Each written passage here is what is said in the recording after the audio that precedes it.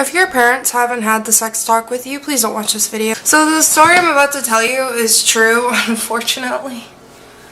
And you might judge me, but that's okay because I want to base this channel on nothing but truth.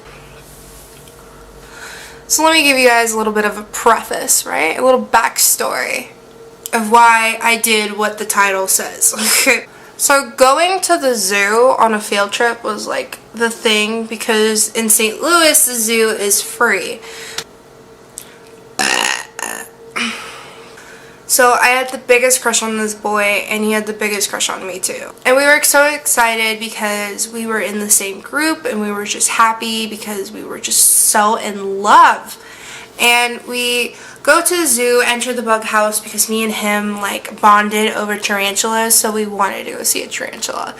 And we were holding hands and everyone knew that this was like innocent and cute, that we were holding hands. And the only person who had a real problem with it was his mom. And his mom had such a big problem with it that she pulled me aside and said that what I was doing with her son was inappropriate and that her son could never be with someone like me.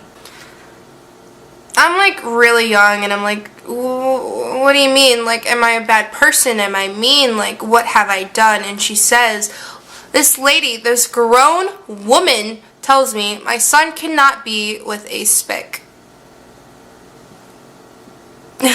Honestly, I blame this woman for making me into the petty creature that I am to this day. Because I kept that with me for like the longest. And like I've always held a hatred for this woman because like she made me feel because of my color I couldn't accomplish something. So life goes on because I knew that I was going to move that summer, so I was not going to let that bring me down. Honestly, as a kid, I knew I would get revenge on the people that did me wrong. And that's what kept me going because honestly, dark comedy is what keeps me going. It's the only coping mechanism that works for me because I have PTSD. I don't care. I'm going to move on and one day I will get my payback. And, you know, I did. Telling from the title, right? So high school hits and Facebook is a thing and everyone has one and I get a friend request from him, Tarantula Boy. He tells me, you know, come over, let's hang out, you know, like he knew that I didn't want to hook up and those weren't my intentions and he fully respected that. And so I go over to his house, his mom's house, might I say. I live with my mom, I hope that's okay. And I said, oh honey, that's more than okay. Girl, I was plotting. We talked about memories and having class together and our bitch-ass teacher who was so rude. And he's like, you should stay for dinner. My mom's going to be back from work any second. And I said, yes, sure. One thing led to another and so he said, I know that you don't want to hook up, but do you mind if I ask you something? And I said, okay, sure. Riddle me. And he said, do you mind if I eat your ass? No, I don't mind. And he was into it, I mean, obviously, and he was doing his thing and didn't hear the car pull into the driveway, and I did. So I didn't tell him and I texted my ride to come pick me up. The next events that I describe, I knew what I was doing. I'm not gonna lie, I'm not a liar. And honestly, I'm kind of proud. Proud of myself. He's in his own zone, like I said, and footsteps, I hear him, he doesn't because he's having the time of his life, might I describe.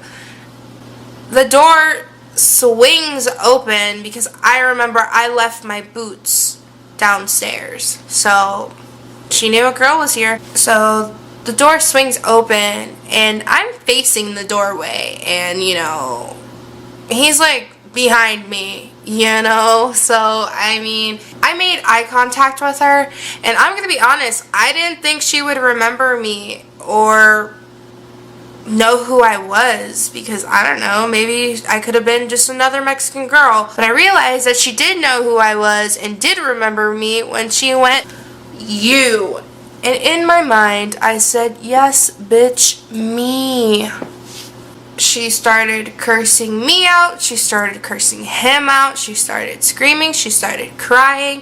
And honestly, if I could, I would lick those tears because I was not sorry. This lady was a racist. And I'm not sorry that her gringo precious son was in my butthole. I mean, she was just mad that her son was like tongue deep in my butt. Like, you can understand why she's upset. Honestly, I probably made that lady more racist, and oops. As she's screaming and crying and hitting her son, because at this point I pulled up my pants, I got my bag, I went downstairs, and I put on my boots, and my ride was right there, and I went home. That was a great day. Moral of the story is, when someone tells you you can't do something, fuck them. Do it. Get your butt eaten by a white boy with a racist mom. Thank you for watching. 'Tis the motherfucking season. I forgot to film an outro, but look at that Christmas tree dough. But make sure to follow me on all my social medias and subscribe.